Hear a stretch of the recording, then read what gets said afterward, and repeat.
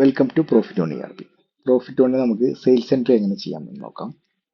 അതിനായിട്ട് sales transaction നിന്ന് sales എടുക്കുക. സെയിൽസിൽ B2B sales, B2C sales, sales export, അതുപോലെ തന്നെ സെയിൽസ് കൊട്ടേഷൻ, POS, അങ്ങനെ ഒരുപാട് ഓപ്ഷൻസ് ഉണ്ട്.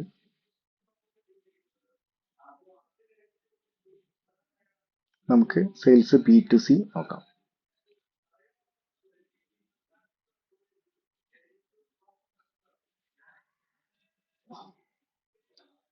സെയിൽസിൻ്റെ വിൻഡോ ഓപ്പൺ ആയി വന്നു കഴിഞ്ഞാൽ ആദ്യം നമ്മൾ ഡേറ്റ് സെലക്ട് ചെയ്യും. അതിനുശേഷം ഇൻവോയ്സ് നമ്പർ സീരീസ് സെലക്ട് ചെയ്യാം. ശേഷം കസ്റ്റമർ നെയിം നമുക്ക് സെലക്ട് ചെയ്യാം.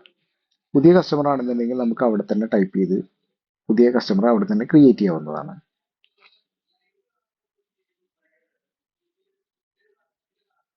ഈ വിൻഡോയിൽ തന്നെ നമുക്ക് പുതിയ കസ്റ്റമറെ ക്രിയേറ്റ് ചെയ്യാം. കസ്റ്റമർ പേര് ടൈപ്പ് ചെയ്തതിന് ശേഷം എൻ്റർ ബട്ടൺ ക്ലിക്ക് ചെയ്ത് കഴിഞ്ഞാൽ കസ്റ്റമർ ക്രിയേഷൻ വിൻഡോ വരും. അതിൽ ആവശ്യമായിട്ടുള്ള ഡീറ്റെയിൽസ് കൊടുത്തതിന് ശേഷം സേവ് ബട്ടൺ ക്ലിക്ക് ചെയ്യുക. ഇപ്പോൾ കസ്റ്റമർ ക്രിയേറ്റ് ആയി. കസ്റ്റമർ ഡീറ്റെയിൽസ് കാര്യങ്ങളെല്ലാം ലോഡായി വരും. അതിനുശേഷം ഏത് ടൈപ്പ് സെയിൽസ് ആണ്, നോർമൽ സെയിൽസ് ആണോ ഇൻഡസ്ട്രിയൽ സെയിൽസ് ആണോ സെലക്ട് ചെയ്യുക.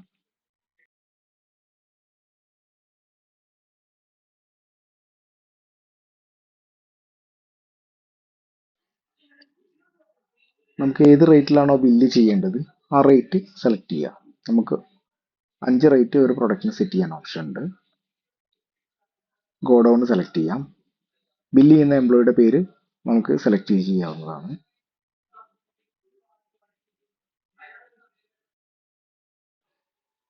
ഐറ്റം നെയിം സെലക്ട് ചെയ്യുക. ഐറ്റം നെയിം സെലക്ട് ചെയ്ത് കഴിഞ്ഞാൽ ബാക്കി ഐറ്റത്തിൻ്റെ ഡീറ്റെയിൽസ്, സപ്ലയർ, കറണ്ട് സ്റ്റോക്ക്, ബാക്കി ഡീറ്റെയിൽസ് എല്ലാം നമുക്ക് കാണാം. അതിനുശേഷം യൂണിറ്റ് സെലക്ട് ചെയ്യുക, ക്വാണ്ടിറ്റി സെലക്ട് ചെയ്യുക. റേറ്റ് ഓട്ടോമാറ്റിക്കായിട്ട് വരും. നമുക്ക് എന്തെങ്കിലും ചേഞ്ചസ് ഉണ്ടെങ്കിൽ ചേഞ്ച് ചെയ്ത് കൊടുക്കാം. അതിനുശേഷം ഡിസ്കൗണ്ട്, ബാക്കി ഡീറ്റെയിൽസ് ഒക്കെ കൊടുത്തതിന് ശേഷം എൻ്റർ ചെയ്ത് കഴിഞ്ഞാൽ ഐറ്റം ആഡ് ആവും. ഇതുപോലെ തന്നെ മൾട്ടിപ്പിൾ ഐറ്റംസ് ഉണ്ടെങ്കിൽ നമുക്ക് സെലക്ട് ചെയ്യാവുന്നതാണ്.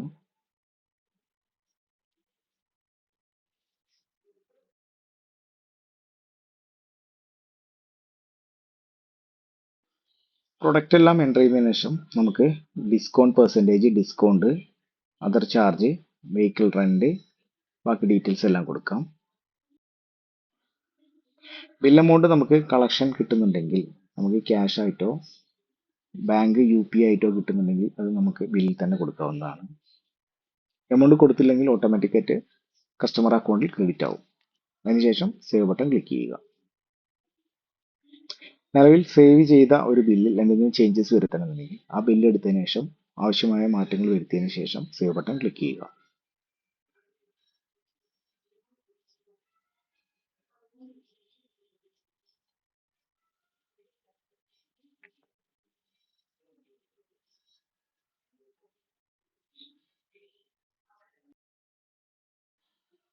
സെയിൽസ് എൻട്രിയിൽ അതർ ഡീറ്റെയിൽസ് എന്ന് പറയുന്ന ഒരു ഓപ്ഷൻ ഉണ്ട്. ഇത് എടുത്തു കഴിഞ്ഞാൽ ഇതിൽ sales order number, shipping details, shipping address, bill number, transportation details എന്നിവ കൊടുക്കാവുന്നതാണ്.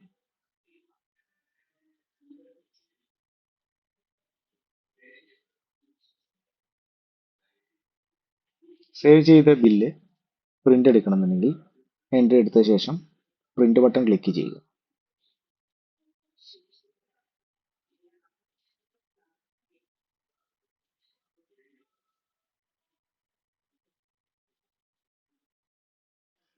സെയിൽ ബിൽ PDF ആക്കാൻ സെറ്റിംഗ്സ് മെനുവിൽ PDF ഓപ്ഷൻ ക്ലിക്ക് ചെയ്യുക.